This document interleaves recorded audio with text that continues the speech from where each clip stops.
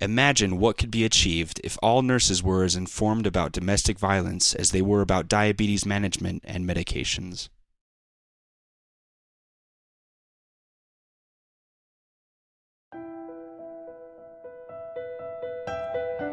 Domestic violence is a real problem.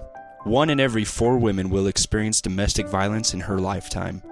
An estimated 1.3 million women and 835,000 men are victims to physical assault by an intimate partner or ex-partner in the last year. 1 in 6 women and 1 in 33 men have experienced an attempted or a completed rape.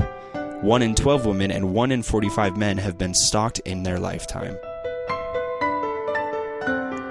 Domestic violence is the willful intimidation, physical assault, battery, sexual assault, and/or other abusive behavior perpetrated by an intimate partner against another. It is an epidemic affecting individuals in every community, regardless of age, economic status, race, religion, nationality, or educational background. Violence against women is often accompanied by emotionally abusive and controlling behavior, and thus is part of a systematic pattern of dominance and control.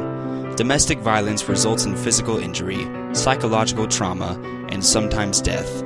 The consequences of domestic violence can cross generations and truly last a lifetime. Nurses, especially in emergency departments, are usually the first outsiders with whom abused women are in contact, so they are in the best position to identify abused women.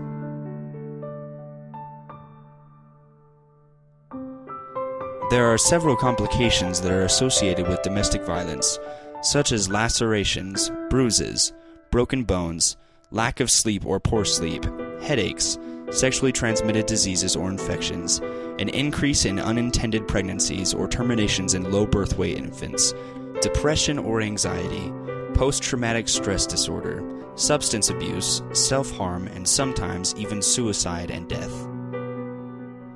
When assessing, a nurse must be aware of some physical signs of injuries that might be related to domestic violence.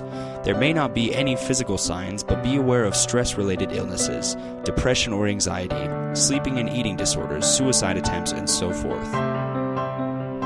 If domestic violence is suspected, separate the victim from the potential abuser or from whomever they have been accompanied by, if possible. Ask questions based on assessment. For example, do you feel safe at home? Or, are there ever times you are frightened of your partner?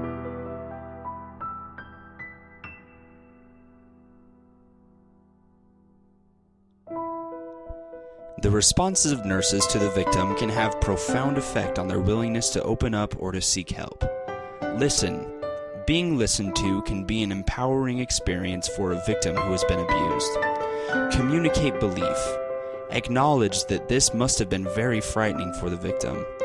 Validate the decision to disclose. Say something like, "It must have been difficult for you to talk about this, and I am glad that you were able to tell me about this today." Empathize the unacceptability of violence.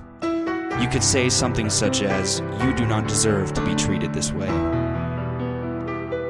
Offer resources. In order to offer services, nurses must educate themselves on resources in their communities. Often, these services are free of cost. Respect the victim's decision no matter what they decide. The victim knows what's best for them, and this may not be the best time for them to leave the situation. Nurses can play an important role in working toward the creation of a violence-free community. They must then insist the organizations in which they work to accept this responsibility and work together to create environments that support people experiencing domestic violence. The time to act is now.